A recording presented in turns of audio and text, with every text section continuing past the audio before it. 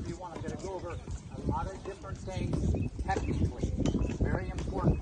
I know there's a lot of like new kids here, so and some of you that are here all the time, listen, you never hear something that's great enough. Very important.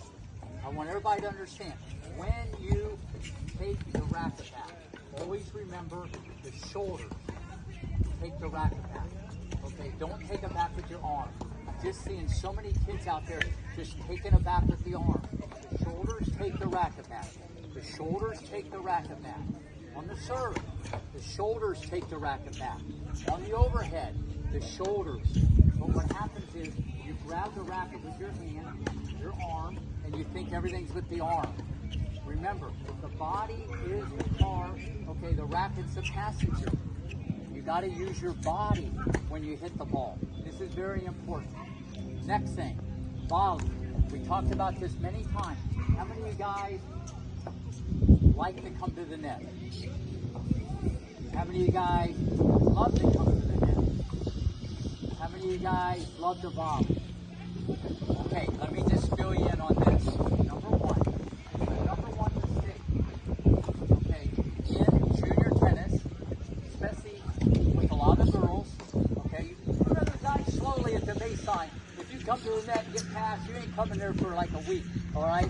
You gotta understand, before you miss a volley, what happens? The better you get at volley. You're getting better. That's the way you gotta look at it. The more you fail, the more you fail, you're gonna succeed, okay? But when people make mistakes, okay, they don't want to try anymore. The one thing you can always do, tennis, off the court, whatever you do, try. The worst thing to do is not to try.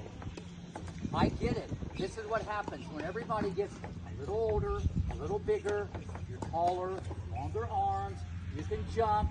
Everybody says the same thing.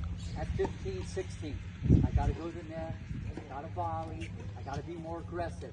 What were you doing at 7, 8, 9, 10, 11, 12? Now. It's now. Now. Obviously, you don't come running into the net from the parking lot. I'm not saying that. But you got to love the net. It's hard to love something if never winning the point. It's hard to love something if the ball keeps lobbing over your head. It's hard to love something if you keep falling into the net. You're learning. You're learning. I can go way back in time. Everybody pay attention. I ever heard of a guy named Pete Sampras? One of the greatest players of all time. And at the Easter Bowl, at the tournament, long ago, before you guys were on Earth. Hopefully some of your parents were on Earth. Okay, and I'm sitting there with the guy from Alessi. It's a clothing company like Fila, Nike, Reebok. I know. I'm sitting there, and I said, that guy's the best guy in the tournament. And he was playing a guy that wore Alessi. He was number one in the United States, 13 years old, from Michigan.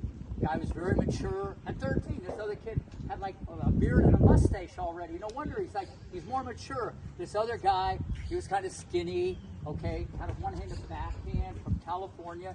And I'm watching this kid play. He's like floating around the court, like on eggshells. He's serving like this. He's serving like this. Got his tongue out. I'm like, what is this? He was kind of walking around the court like this. He was serving and fouling at 13 years old. Okay, and I'm watching this kid play, and he got carved up like a Thanksgiving turkey. He lost 6-1, 6-2. And I told the guy from the last day, that kid's the best kid in the tournament. And he lost 6-1, 6-2. I go, where's his mom and dad? He goes, his dad's over there. He's like 6'2". I go, his sister plays also. Okay, he was doing everything right. Okay, and as you guys know, if you have a one-handed backhand, boys 14, you're going to keep hitting high balls. That's going to be very difficult till you get older. The moral of that story. The other guy, great player, pay attention. You guys, don't worry about that. You guys, you don't need to worry about that stuff. You're not paying attention. You guys got it right here. Everything out of my mouth is gold. If you're not going to listen to me, who are you going to listen to? Listen, the moral of that story. The guy with the mustache and the beard, great player, got the 180 in the world, played number one at Michigan, great player. The other guy, Pete Sampras.